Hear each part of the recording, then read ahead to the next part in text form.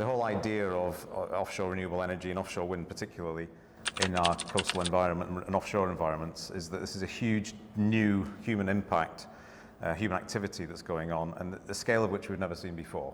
And so it's really, really important for us to consider what might change as a result of this activity.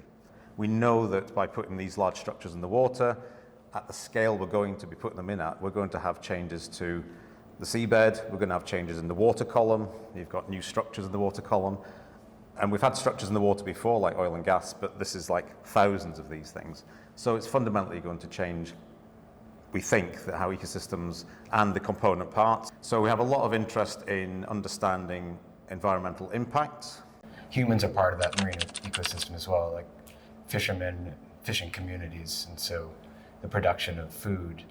Another interaction that has been given less attention is actually our ability to conduct science, and which hits very much home to our ICES community, because that's what we do is gather observations and use those observations so that we can manage resources for the variety of uses. We need to step back and ask more sort of bigger scale questions, such as what are the ecosystem changes, what scale do we need to collect the data?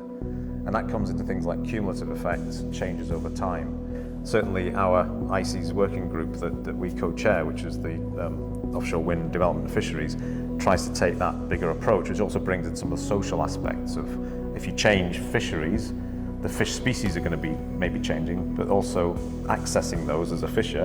But then if that changes, how does that affect the communities? The solutions are out there, and ICES is a great body for us to coordinate and collaborate on this science to advance those solutions and take advantage of this opportunity. The time period is narrowing, which makes the collaboration and work of our ICES community all that more important.